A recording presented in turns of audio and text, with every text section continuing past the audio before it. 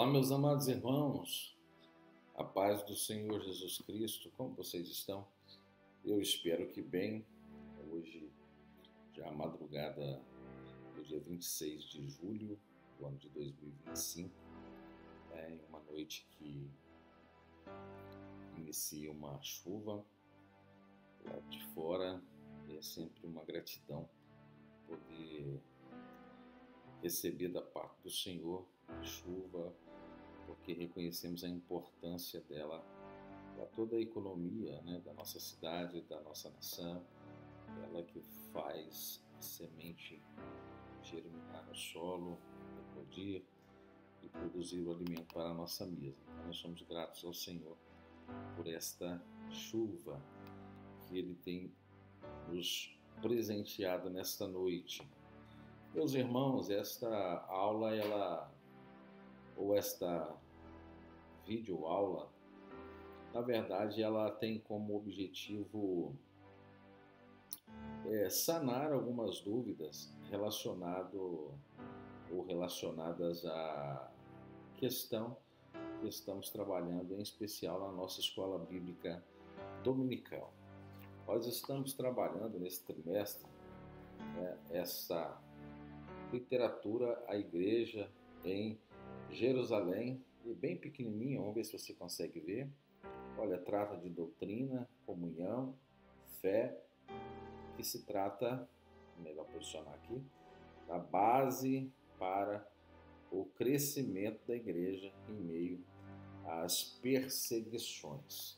O pastor comentarista desse trimestre é o pastor José Gonçalves, homem de Deus que tem sempre compartilhado através das revistas de Escola Bíblica Dominical grande conhecimento da parte de Deus, externado através dos seus conteúdos que têm trazido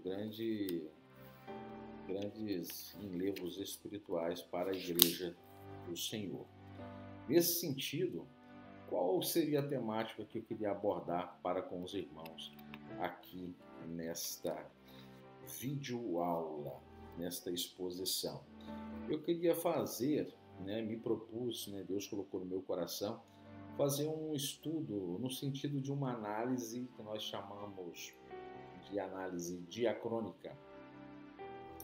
O que seria essa análise diacrônica? Uma análise diacrônica é quando nós trabalhamos com alguns recortes dentro da história em relação a algum evento específico. Essa análise diacrônica ela é possível ser realizada em inúmeras questões ou para inúmeros propósitos, mas Deus colocou no meu coração fazermos essa análise diacrônica, trazendo como recorte a ser estudado aquilo que é conhecido pelos irmãos e que nós estamos falando demasiadamente nesse trimestre. Falaremos ainda do restante das lições que se seguem, que é a doutrina dos apóstolos. Nós vamos abrir aqui a nossa Bíblia Sagrada, você também poderá fazer assim que você estiver assistindo a esse vídeo. Eu não sei que horas que você vai assistir esse vídeo eu acredito que será um vídeo um pouco mais curto, mas nós queremos que você, meus irmãos, abra sua Bíblia no livro de Atos dos Apóstolos, no capítulo de número 2, o versículo, deixa eu localizar o versículo, é o versículo de número 42, em especial a parte A desse versículo, apesar de todo esse versículo, a totalidade desse versículo, ser de grande relevância e será assunto desse nosso trimestre.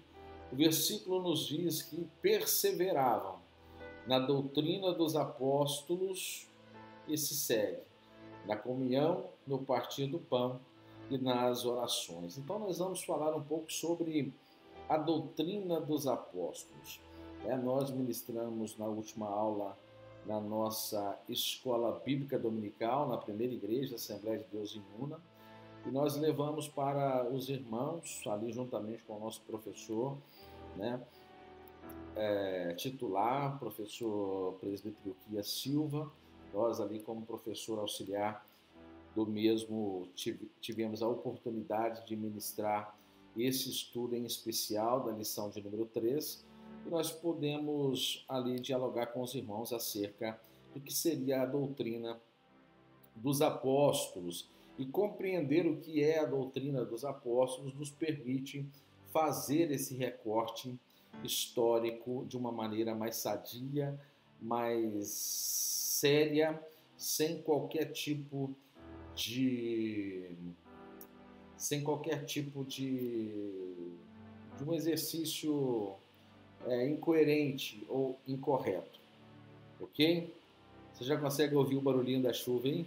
Glória a Deus por isso.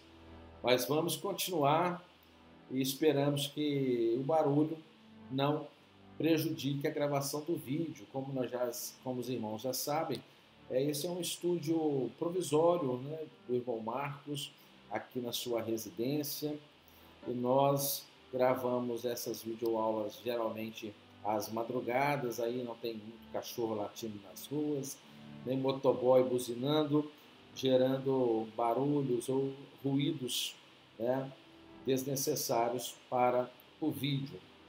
Mas seguiremos com a nossa proposta, ok? Quero colocar alguns slides aqui na tela para fundamentar aquilo que nós vamos abordar e para que os irmãos também, né, fazendo suas pausas, slide por slide, são apenas 8 slides, os irmãos possam fazer também seus apontamentos e suas considerações em relação àquilo que o irmão Marcos ele quer trazer. Lembrando que o objetivo desta videoaula é fazer com que os irmãos compreendam de fato o que é, o que foi e o que ainda, né, nos é útil saber acerca da doutrina dos apóstolos. É pertinente, né, utilizarmos das doutrinas dos apóstolos em pleno século XXI?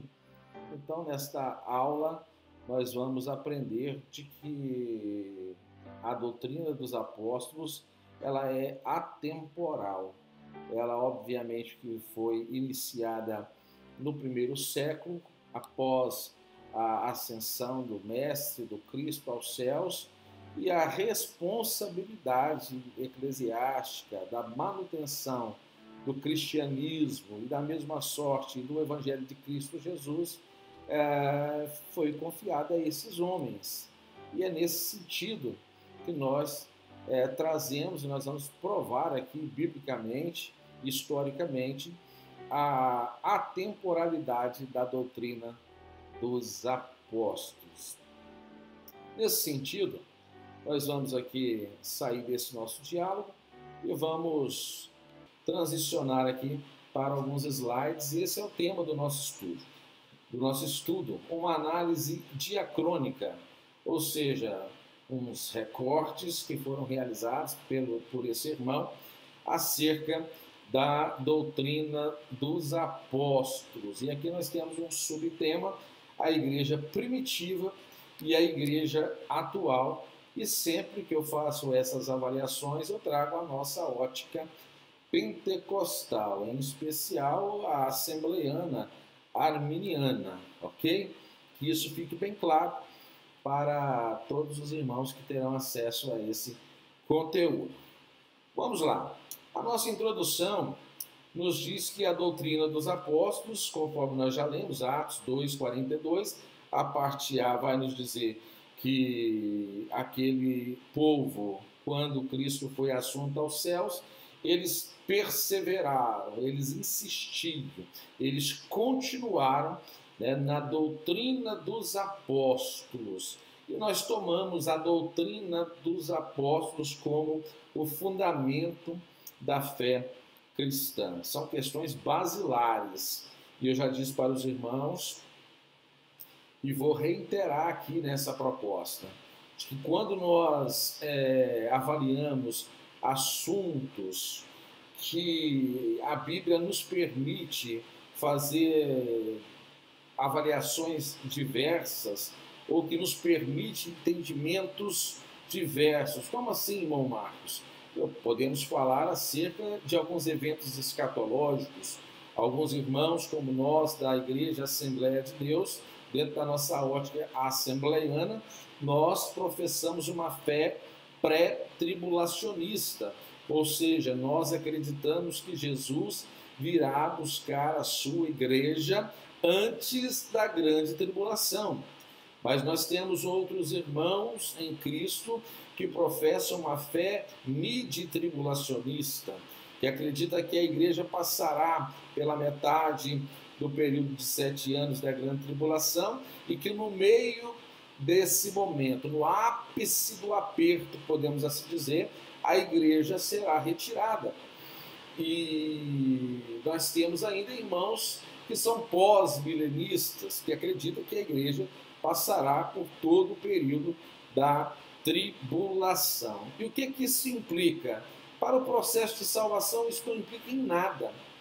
E o interessante é que para esses 3 pontos de vista distintos, nós temos algo em comum, qual seja, todos esses pensamentos pré, mid e pós-tribulacionistas acreditam que Jesus vai voltar, obviamente que em tempos distintos, mas que Jesus vai voltar. Então isso não implica no processo de salvação, implica apenas no entendimento de quando esse evento da parousia, do retorno de Cristo, se dará. Então isso não se trata de uma questão basilar.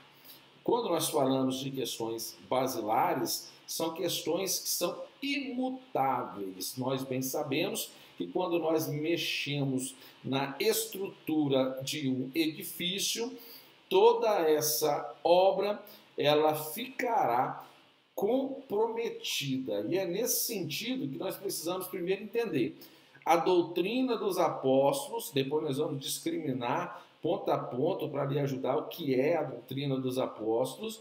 Ela é o fundamento da fé cristã.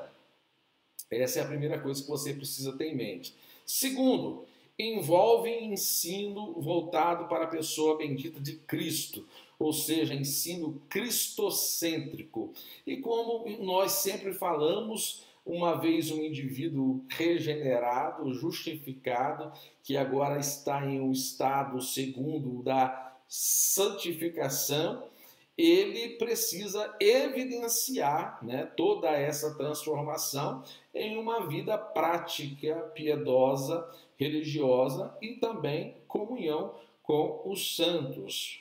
E também nós vamos avaliar ou analisar aqui em 2 períodos distintos, como eu disse para os irmãos. É aqui que insere, então, essa premissa da análise diacrônica. Quais são os recortes históricos que vamos trabalhar? A igreja primitiva e a igreja inserida no século XXI, da qual eu e você fazemos partes, ok? Então, já de início, nós queremos aqui, então, elencar alguns pontos dessa doutrina tão repercutida e pouco conhecida de fato no meio pentecostal, que é a doutrina dos apóstolos. Veja, a doutrina dos apóstolos ela abarca a cristologia, ou seja, ela ensina Jesus como centro de tudo, afinal, ele é o Filho de Deus.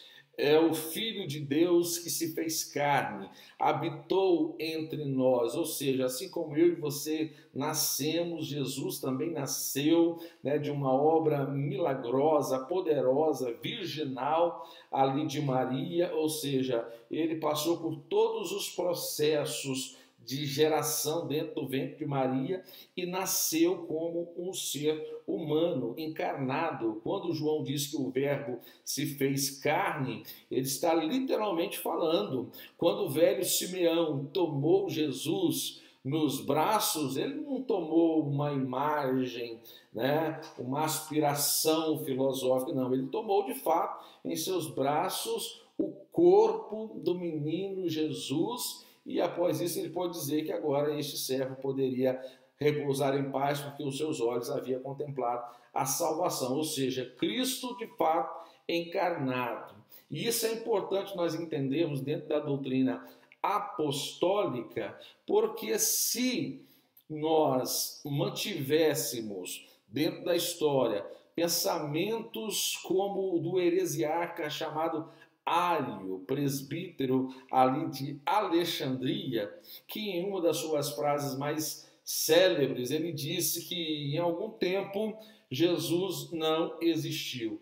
Ou seja, ele está trabalhando num aspecto de retirar uma qualidade da pessoa bendita de Cristo, qual seja de que ele é eterno, incriado, consubstancialmente igual ao Pai e ao Espírito Santo.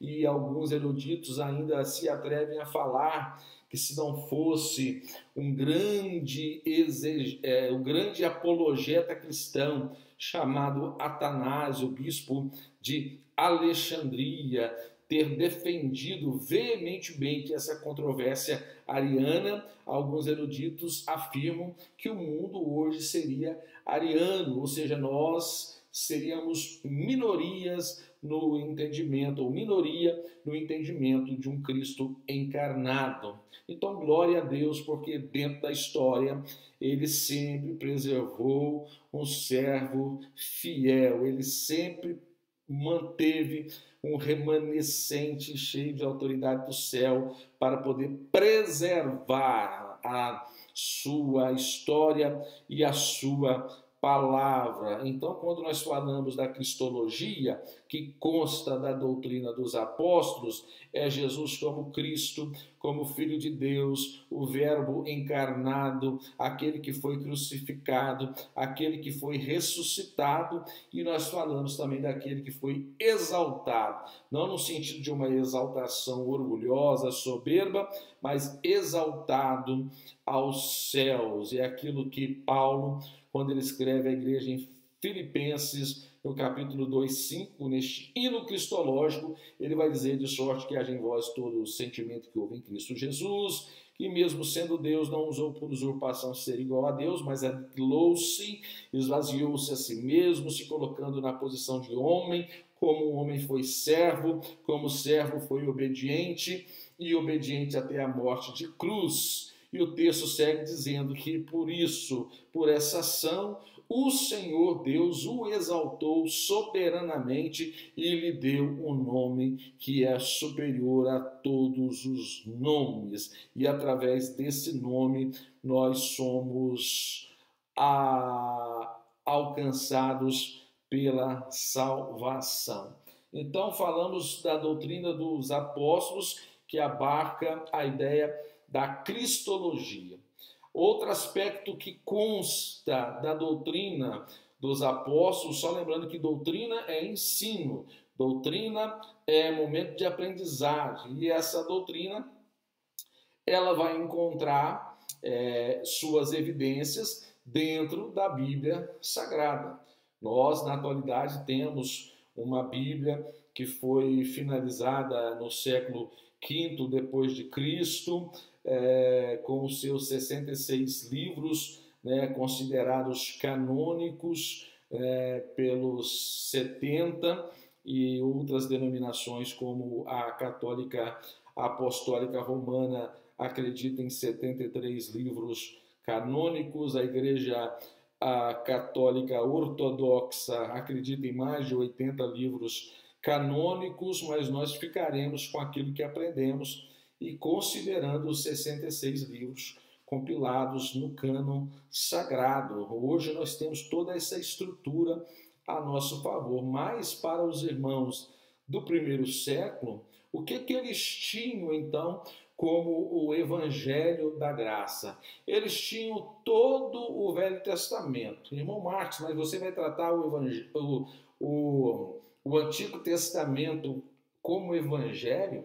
Bom, partindo da ótica de que o Antigo Testamento apontava para Cristo E como nós sabemos que não há salvação pela lei, aqueles que foram salvos da antiga aliança foram salvos no Cristo vindouro, na fé no Cristo vindouro, ou seja, na palavra vindoura, ou seja, o cerne do Evangelho. Assim como nós somos salvos também pela graça no Cristo histórico. Ele veio e cumpriu o seu propósito. Nesse sentido, os nossos irmãos do primeiro século, em especial Pedro, Paulo, João, aqueles que tiveram oportunidades de escrever conteúdos em defesa da fé, eles tomaram muitas vezes toda a Tanar, ou seja, a Tanakh, o Antigo Testamento, que compreende todo o Antigo Testamento. Quando nós falamos de Tanakh, nós falamos de um acrônimo. O acrônimo é diferente de uma sigla, porque a sigla você não consegue pronunciar como se fosse uma palavra. Por exemplo, primeira IEADI, que significa Primeira Igreja Assembleia de Deus em Una, ou seja, você fala as letras. Agora, um acrônimo é quando você forma uma palavra, Banestes, como nosso evangelista Samuel trabalha, Banco do Estado do Espírito Santo, é uma palavra, você consegue falar, Bandes, Banco Nacional do Desenvolvimento, e nesse caso nós temos a Tanakh, que representa o T de Torá, os 5 primeiros livros da Bíblia Sagrada, ou seja, a lei, e nós temos o N de Neviim, que são os profetas, e nós temos o Ketuvim, que são os escritos. Então, os irmãos no primeiro século tinham já essa estrutura veterotestamentária bem articulada e bem estruturada. E o que mais esses irmãos tinham de literatura, possivelmente inspirada, que subsidiava os ensinamentos? Para além dos ensinamentos adquiridos diretamente com Cristo, as próprias cartas escritas pelos irmãos, como Paulo, como Pedro, elas foram úteis nesse processo de promover a apologia cristã no primeiro século. Fato é que quando você lê a sua Bíblia Sagrada, na segunda epístola do apóstolo Pedro, no capítulo 3, no versículo 16, você vai ver que o apóstolo Pedro coloca as cartas do apóstolo Paulo com a mesma prerrogativa dos escritos. Ou seja, Pedro, mesmo no seu cognitivo um pouco limitado, do seu grego menos rebuscado, na sua maneira mais grosseira de agir, mais colérico, ele vai evidenciar de que as cartas do apóstolo Paulo, elas tinham algo de diferente, ou seja, ele era sensível às coisas espirituais. E se você pegar, vamos fazer essa leitura? Nós vamos abrir aqui o nosso aplicativo da Bíblia Sagrada, segunda carta de Pedro, capítulo 3, versículo 16. É uma das últimas palavras que nós encontramos também do apóstolo Pedro, antes de ser martirizado, também dentro da Bíblia Sagrada. E ele vai nos dizer, assim como em todas as suas cartas. Vamos voltar aqui no 15, que faz um contexto imediato aqui um pouco mais entendível. E considerem a longanimidade de nosso Senhor como uma oportunidade de salvação. Assim como também o nosso amado irmão Paulo lhes escreveu, segundo a sabedoria que lhe foi concedida. Então o apóstolo Pedro está fazendo menção da importância das epístolas paulinas. Não obstante a entender a importância, ele continua no versículo 16 dizendo, assim como em todas as suas cartas ele aborda esses temas, no quais há algumas passagens difíceis de compreender. Fato é que a literatura paulina, até nos dias de hoje, existem inúmeros pontos de discussão no meio de discussões no meio da erudição, da teologia, dos grandes teólogos. Mas Pedro está dizendo, algumas passagens difíceis de compreender, sim, que os ignorantes e instáveis ainda distorcem, da mesma forma que fazem com as demais escrituras. Então o apóstolo Pedro está dizendo, está colocando as cartas paulinas no pé de igualdade com as demais escrituras. Logo, um exercício aqui de silogismo, né, com essas duas premissas anteriores, escritos de Paulo, com autoridade espiritual. Os escritos veterotestamentários com autoridade espiritual. Logo, os escritos paulinos estão no mesmo patamar de equiparação para Pedro dos escritos. Logo, ele entende que as cartas paulinas são, de fato, inspiradas por Deus. Pedro está aqui já evidenciando, alguns séculos antes da formação do cânon do Novo Testamento, ele já está dizendo que as cartas paulinas eram, de fato, cartas dignas de pertencerem ao cânon bíblico sagrado. Então, as cartas também eram conteúdos que eram utilizados e tinham, como nós acabamos de ler, valor de escritura no ensinamento dos apóstolos. E para além disso, nós temos a ideia da escatologia apostólica, a esperança na vinda ou na segunda vinda do Cristo. E nós estamos falando de Pedro. Pedro foi um dos que mais escreveu acerca da parousia, do arrebatamento da igreja, nas suas duas cartas que nós encontramos nas epístolas gerais. A primeira, ele trata de um elogio para os irmãos que, em meio à perseguição, permanecem ainda fiéis e seguros, né, da sua esperança em Cristo, mas na sua segunda carta, para além da sua qualificação apostólica ter sido questionada, ainda existem pessoas ali que perderam parentes e amigos e não entenderam. Então, qual a vantagem que esses indivíduos que morreram poderiam ter quando do advento de Cristo? Então, tanto na primeira carta quanto na segunda carta, Pedro vai trabalhar de uma maneira bem profícua acerca da vinda de Cristo Jesus. E é por isso que nós ainda nos reportamos no que tange à escatologia apostólica. Para além de Pedro, nós temos o próprio apóstolo Paulo, que tanto na carta aos Coríntios, no capítulo 15, a partir do versículo 37, ele trata acerca da segunda vinda de Cristo, né? Vos digo um mistério, na verdade nem todos dormiremos, mas todos seremos transformados ante o toque da última trombeta, e aquilo que é corrupto se transformará naquilo que é incorruptível. E por aí vai o texto do apóstolo Paulo, quando ele escreve a primeira carta a Tessalônica, no capítulo 4, versículo 16, ele vai dizer que esse mesmo Senhor descerá do céu, com alarido, voz de arcanjo, trombeta de Deus, e os que morreram em Cristo ressuscitarão primeiro. Então, eis aí a vantagem daqueles que morreram professando a fé em Cristo Jesus. Terão privilégio, né, de ressuscitarem primeiro, e nós que estivermos vivos, teremos o nosso corpo transformado, glorificado, e encontraremos com o Senhor nos ares, passaremos pelo tribunal de Cristo, seremos galardoados e adentraremos, enfim, as bodas do Cordeiro e estaremos para sempre com o Senhor. Então, a escatologia apostólica trata dessa esperança ávida, viva, na segunda vinda de Cristo.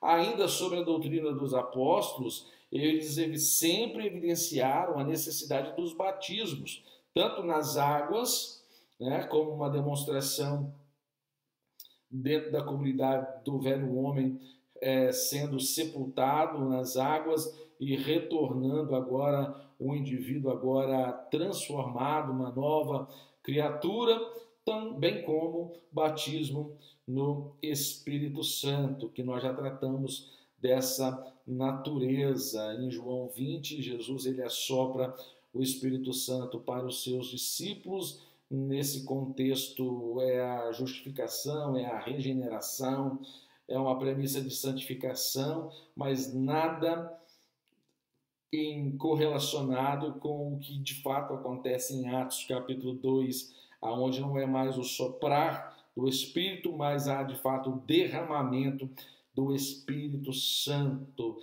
de forma milagrosa, línguas sendo vistas, repartidas como de fogo e descendo sobre a cabeça daqueles irmãos, aonde houve, a partir daquele momento, a instituição da igreja, pregações da parte de Pedro, aonde a igreja cresceu de maneira exponencial e por questões de perseguição foi cumprir o seu papel até os confins da terra. Isso tudo está ligado à doutrina dos apóstolos. E, por fim, a própria tradição oral, como eu já disse para os irmãos, as próprias literaturas de Paulo, as cartas paulinas, tinham, né, muitos ensinos a serem compartilhados e inúmeras outras cartas também de Tiago, de Pedro, de João, que também exerceram grande influência nesse sentido. Vamos olhar o que o evangelista João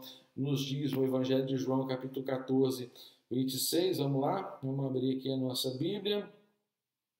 João, capítulo 14, versículo 26, nos diz assim: mas o Consolador, o Espírito Santo que o Pai enviará em meu nome, esse vos ensinará todas as coisas e vos lembrará de tudo o que eu tenho dito a vocês. Ou seja, parte de uma premissa até mesmo da tradição oral, aquilo que os discípulos aprenderam de Cristo e que às vezes não colocaram em nenhum escrito e que oralmente passaram à frente, fora questões relacionadas às cartas e ao Velho Testamento, né? A Taná, a totalidade da Antiga Aliança, tomada também como fonte de entendimento.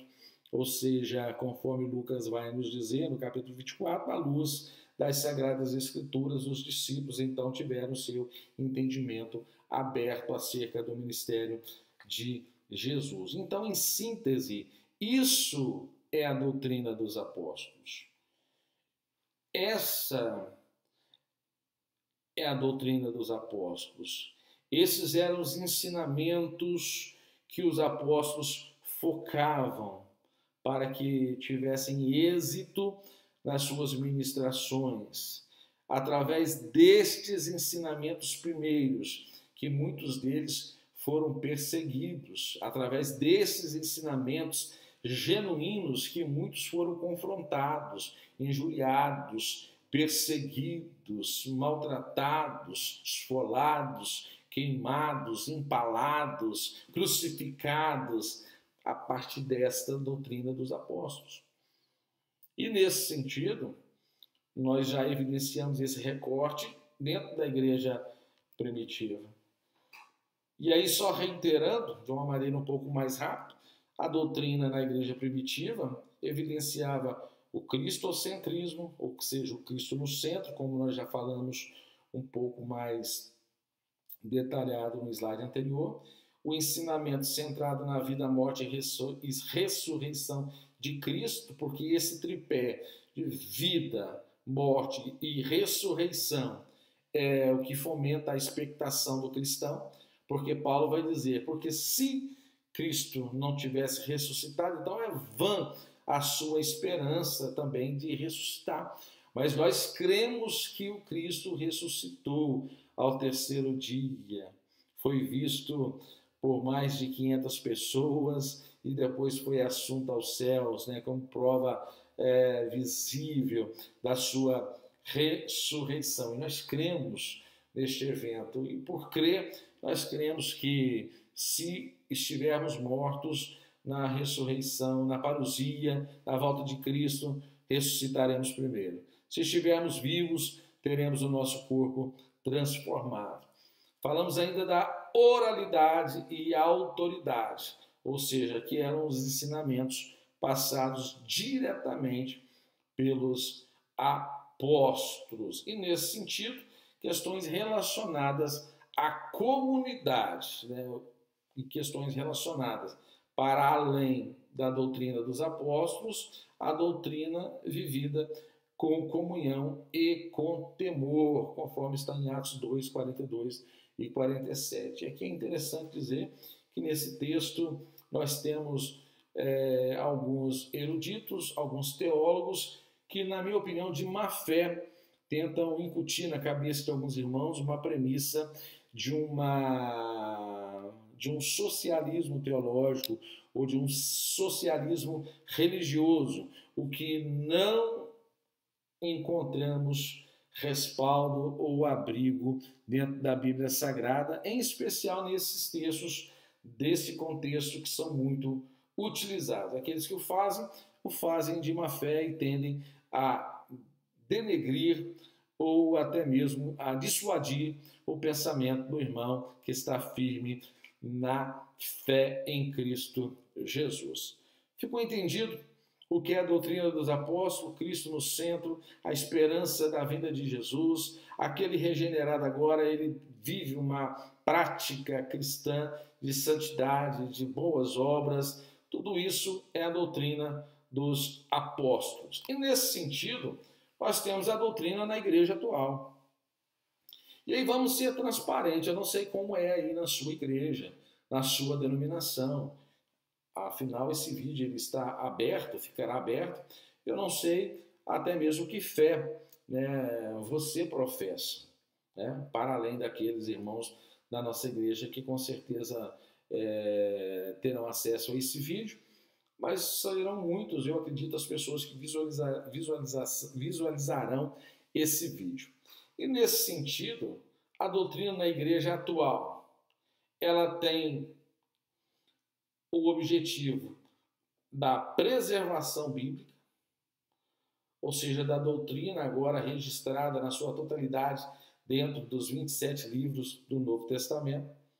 Nós temos os desafios modernos, quais nós já evidenciamos que a igreja do século XXI precisa ter empatia para lidar com o relativismo, com os modismos, com questões relacionadas a algumas heresias acerca do teísmo aberto, a teologia da prosperidade, teologia da hipergraça, alguns outros movimentos aí, como esse movimento dos legendários, me perdoem quem gosta e que entende o propósito, se é que existe um propósito tão mirabolante nessa questão. O fato é que não encontramos respaldo bíblico para questões desta natureza, e também a igreja atual trabalha no intuito da restauração, no sentido de trabalhar um remanescente fiel à palavra e ao Espírito Santo. Essas características primeiras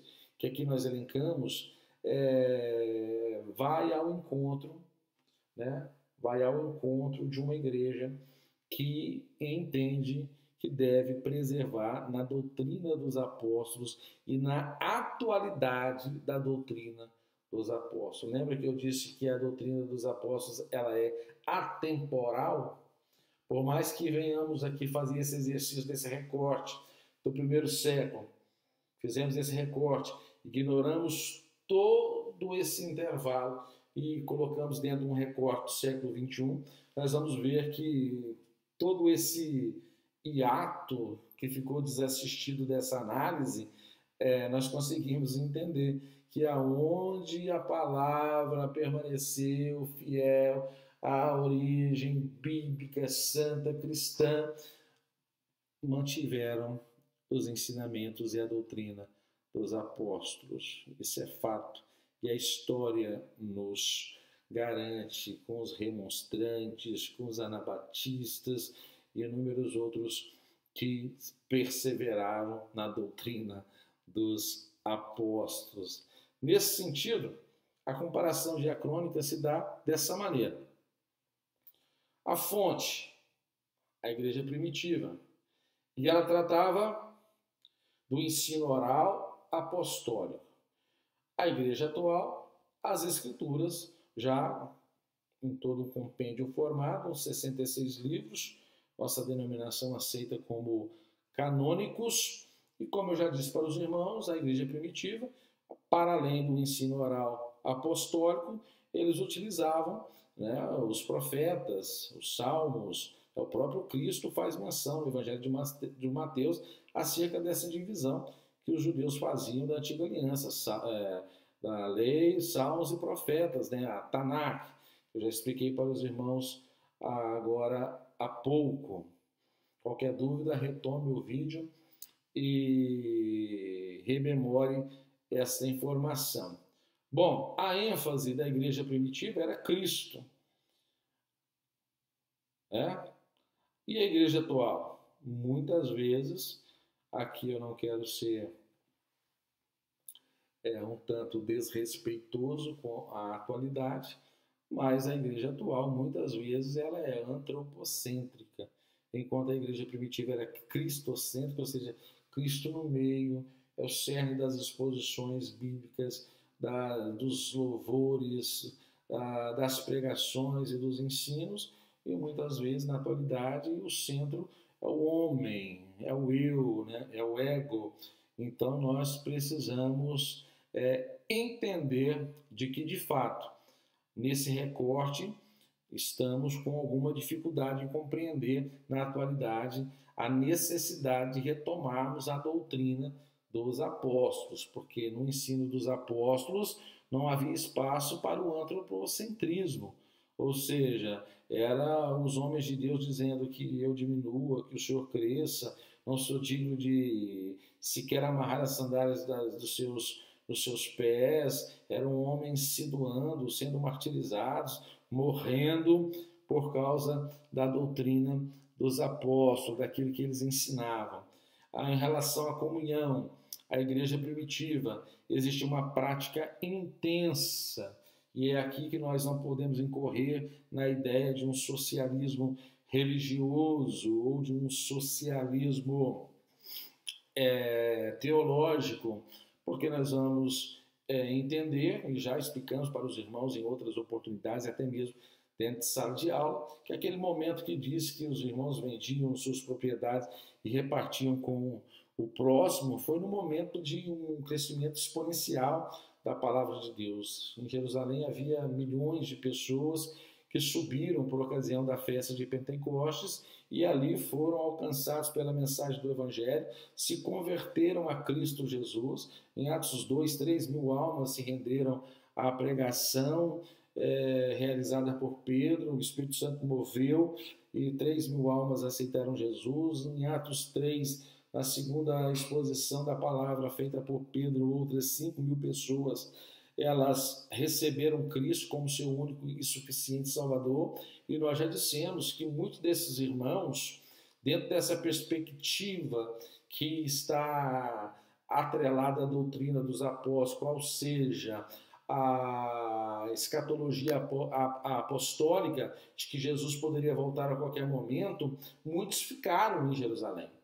Muitos ficaram e quiseram esperar esse evento ainda em Jerusalém, não retornando para as suas cidades. E é nesse contexto que houve um boom de necessidade social em Jerusalém. E é nesse contexto que os irmãos, né, venderam suas propriedades para que pudessem aplacar questões sociais desta questão anormal que aconteceu em Jerusalém, entendem? Então esse foi o propósito, não um incentivo, irmão, para que você que hoje tem uma propriedade, uma casa, uma fazenda, não, de maneira nenhuma. Jesus não está te pedindo para vender os seus bens, não, de maneira alguma, mas Jesus está te pedindo que você exerça de fato o amor para com o seu próximo e que você não se apegue tanto às questões de ordem material ao ponto que você não consiga abrir mão de nada para ajudar o seu próximo. Então nós temos um ensinamento muito muito conectado. Deixa eu ver se eu acho a expressão adequada. Nós temos a ideia, ou seja, nós temos essa ideia não como um mandamento, não como um mandamento, desfazer dos seus bens, isso não é um mandamento da parte de Deus, mas isso evidencia a comunhão dos irmãos e evidencia também que você é um indivíduo que ama o seu próximo e exerce a bondade através daquilo que Deus exerce em sua vida. É aquele ciclo da glorificação do Senhor. A Bíblia diz que sempre haveria o pobre na face da terra, e às vezes é difícil entender essas questões. Mas pense comigo, vamos fazer um exercício reflexivo. Note, a riqueza do rico não é para que ele, se empoderando desta, venha ensoberbecer no seu coração e dizer: eu sou isso, eu sou aquilo, eu sou melhor e eu não preciso do meu próximo. Quando o rico entende que ele é apenas um administrador daquilo que Deus lhe confiou, ele abençoa o necessitado. Com uma oportunidade de emprego, não estou nem falando dando dinheiro, não, irmãos. Não é esse tipo de assistencialismo, não. E a Bíblia não entra nesse aspecto de socialismo, de maneira alguma.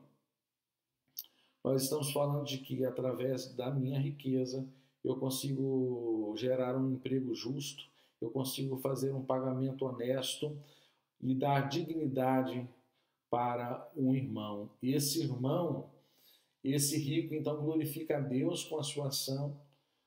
O pobre, sendo abençoado, tendo as suas necessidades alcançadas, abarcadas, porque agora ele tem um emprego, ele tem um bom salário, ele tem um ambiente justo de trabalho, ele glorifica a Deus pela vida daquele homem que de tanta posses olhou para ele com um olhar de misericórdia, e esse ciclo, ele se fecha em um ciclo de adoração ao nome do Senhor Jesus. Eis aí a explicação que existe por trás dessa expressão bíblica de que sempre haveria um pobre na face da terra.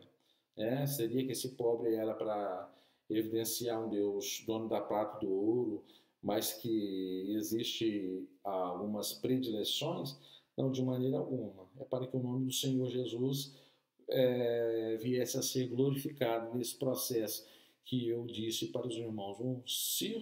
Um ciclo de glorificação ao nome do Senhor. O rico é grato e abençoa o pobre. O pobre é grato e, da mesma maneira, abençoa o rico com o melhor do seu serviço, e o nome do Senhor é glorificado. Então, nesse sentido, a igreja primitiva tinha uma prática intensa em relação ao viver em comunhão e ao partir do pão.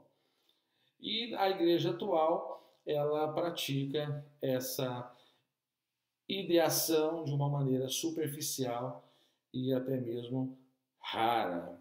Então, aqui nós já percebemos nessa comparação histórica de que há divergências entre o ensino e a doutrina dos apóstolos com a igreja da atualidade. E você vai perceber, irmãos, que isso vai reverberar de alguma maneira na manifestação do Espírito Santo dentro da igreja da atualidade. É por isso que nós precisamos retomar a doutrina dos apóstolos. Como eu já disse, é temporal, atualíssima doutrina essa que mais atual que o jornal que vai sair amanhã na banca.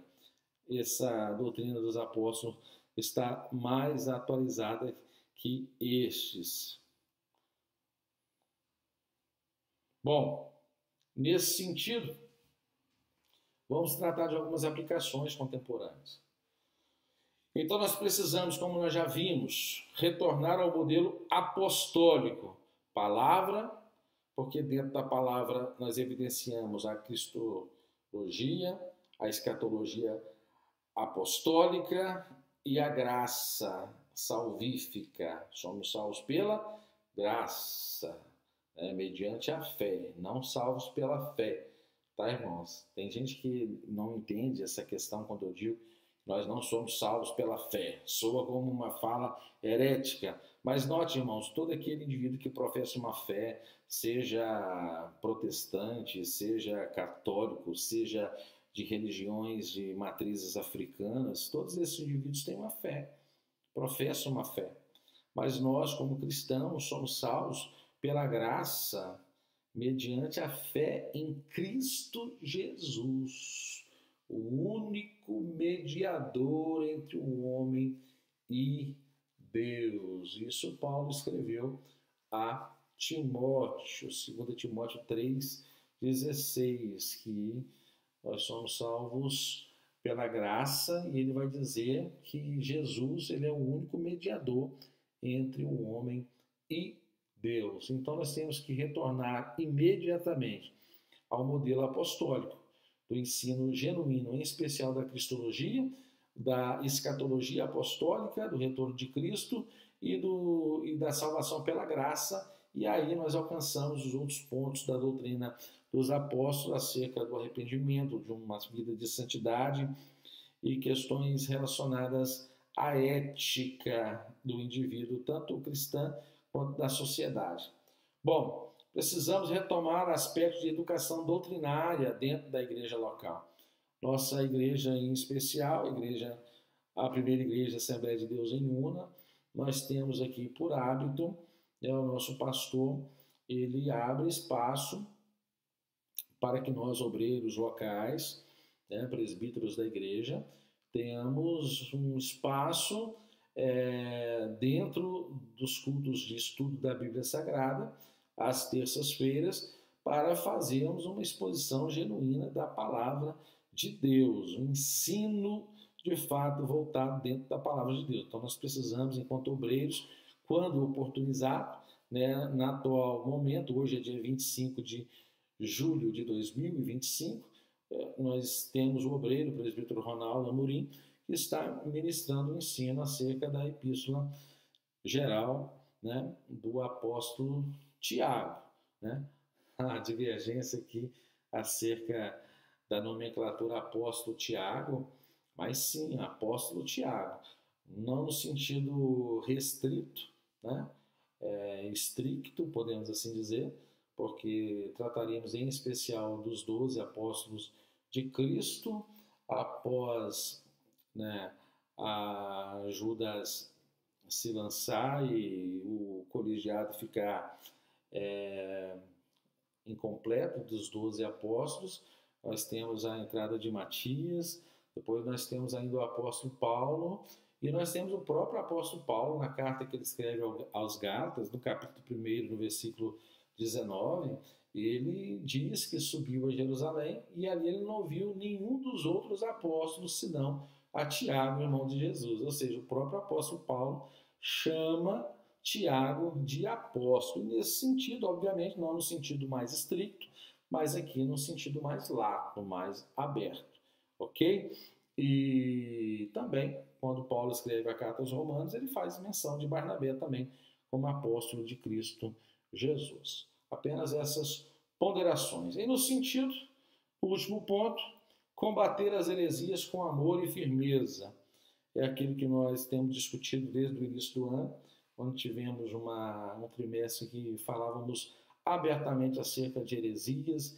Naquela ocasião falamos das operações matemáticas, da adição, da subtração, da multiplicação e da divisão, de uma maneira um pouco mais rápida e objetiva, porque às vezes para os irmãos não se cansar, mas vou citar aqui em Filipenses 3:1, eu não me envergonho de vos anunciar essas mesmas palavras, porque eu sei que é segurança para vós. Então, como identificar e combater essas heresias?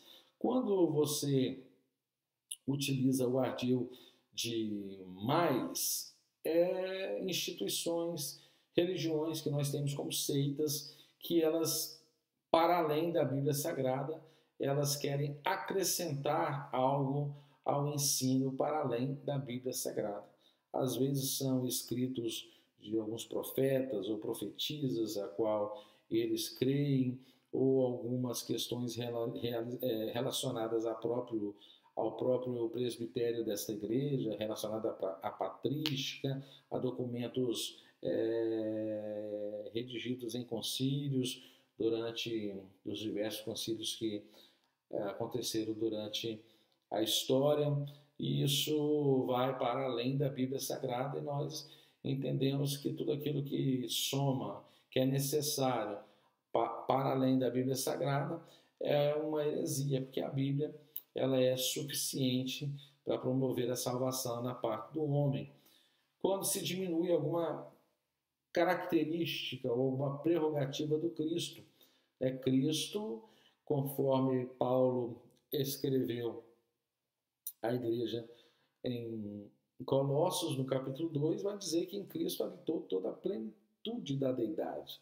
Então, os atributos relacionados à deidade, a temporalidade, ou seja, a onipresença, a onisciência, a onipotência, tudo isso são prerrogativas da deidade e nós encontramos elas na pessoa bendita de Cristo Jesus. E como eu disse para os irmãos durante a história, fugindo um pouco desse recorte, surgiram inúmeras controvérsias acerca da pessoa de Cristo. Em especial, eu já disse, Ário, o presbítero Ário de Alexandria, que disse, como eu já falei aqui, vou reiterar, houve um tempo em que Cristo não existiu.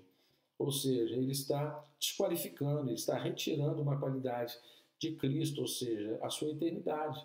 Ou seja, a partir de um momento ele passou a existir, quando na verdade nós entendemos que desde o princípio ele estava com Deus, desde o Bereshit bara Elohim, que no princípio criou Deus. O Deus ali, ele está inclusive numa tradução bem literal, deuses, mas no sentido de que havia a presença do Deus Pai, do Deus Filho e do Deus Espírito Santo. Não em três deuses, em três divindades distintas, mas uma só deidade que se manifesta na pessoa do Deus Pai, do Deus Filho e do Deus Espírito Santo. É a pericorese que nós já estudamos em lições anteriores e podemos fazer um vídeo único e exclusivamente falando acerca da pericorese. Depois você deixa aí no canal onde você vai visualizar esse vídeo se você quer ver um conteúdo desta natureza. Por fim, queremos aqui fazer algumas citações pentecostais, que coadunam com o pensamento da doutrina dos apóstolos. Aí nós temos aqui Meyer Pearman, ele vai dizer a sã doutrina é o esqueleto da igreja, sem ela perde a sua forma e firmeza, e a sã doutrina está fundamentada na doutrina dos apóstolos. Stanley Orton diz que a doutrina apostólica ela é dinâmica, cheia do Espírito Santo e centrada em Cristo. O saudoso pastor Antônio Gilberto, ele vai dizer que a igreja do Novo Testamento era bíblica, espiritual e missionária. E Eurico Bergstein vai nos dizer que a verdadeira doutrina não é fria, ela queima no fogo do Espírito. Todas essas referências, irmãos, nós conseguimos conectar diretamente com o pensamento da doutrina dos apóstolos. E nesse sentido nós vamos concluir. Esse vídeo acabou ficando até um pouco mais longo do que eu imaginava. Mas está gostoso conversar com vocês acerca desse recorte histórico. Concluímos que a doutrina dos apóstolos continua relevante e necessária. A igreja atual precisa manter a fidelidade bíblica e pentecostal. O fundamento permanece, não há alteração na fundação. Jesus Cristo revelado na palavra. E isso tudo encontra abrigo em Efésios capítulo 2, versículo 20. Vamos fazer a leitura desse texto para que nós possamos prosseguir para o encerramento. Efésios capítulo 2, versículo 20, vai nos dizer: edificados sobre o fundamento dos apóstolos e dos profetas, sendo ele mesmo, Jesus Cristo, a pedra angular, ou seja, edificado sobre o fundamento dos apóstolos e profetas. Então, qualquer mensagem da atualidade que fugir da doutrina dos apóstolos pode ser facilmente ignorada, pode ser facilmente descaracterizada de uma mensagem bíblica. bíblica. Nós que sempre dizemos com orgulho, né, não com altivez, mas gostamos sempre de dizer que a nossa igreja é bíblica. Então, para que você, amado irmão, dirigente das nossas congregações, possam ter ciência de que todo ensinamento e pregação que não encontra abrigo na doutrina dos apóstolos, ela é herética, porque ela não sustenta aquilo que foi estabelecido como base. É o que nós estamos fazendo quando agimos dessa maneira. Estamos querendo fazer um puxadinho aqui, um outro puxadinho ali, e a estrutura não comporta esses puxadinhos. A estrutura já está fixada em bases espirituais. E quais são essas bases? Onde nós encontramos essas bases? Na doutrina dos apóstolos, que ficou muito bem aqui explicada para os irmãos o que seria e como entender a doutrina dos apóstolos. Aqui eu quero deixar apenas as referências bibliográficas que nós utilizamos, né, os livros que foram consultados para que pudéssemos fazer esse livro. E aqui nós agradecemos o irmão Marcos como professor do Seminário Teológico da Primeira Igreja Assembleia de Deus em Una, servindo a Deus como presbítero e pastor dirigente da congregação ali no bairro em Maré Mansa. Então eu estou pedindo aqui invariavelmente o apoio a esse trabalho, ajudando o professor a adquirir equipamentos para uma transmissão de melhor qualidade, como os irmãos estão vendo. Estou aqui na cozinha da minha casa, no melhor ângulo, e o meu objetivo é ter um ambiente mais adequado e mais organizado para gerar ainda um conteúdo com um visual melhor para os irmãos. Amém? Vamos retornar aqui ao nosso irmão Marcos, para que nós possamos aqui nos despedir aqui no tete a tete, no olho a olho. Eu espero do fundo do meu coração que essa abordagem que nós trouxemos aqui lhe seja útil para a glória de Deus. Amém? Que lhe seja útil para o ensinamento genuíno da palavra de Deus. O evangelista João, na sua carta, ele vai dizer que com ela, por ela e através dela, da palavra, nós alcançaremos a vida eterna. E a palavra está fundamentada na doutrina dos apóstolos, cristologia, graça salvífica, escatologia apostólica, a segunda vinda de Cristo, e a ética cristã. Aquele que foi regenerado, ele precisa viver uma vida de santidade e demonstrar no meio ao qual ele está inserido de que ele é uma nova criatura. Amém, meus irmãos? Que o Senhor te abençoe e te guarde, que faça resplandecer o teu rosto sobre ti, tenha misericórdia de ti, que o Senhor sobre ti levante o teu rosto e te dê a paz. Deus te abençoe, meus irmãos. Fiquem todos com Deus.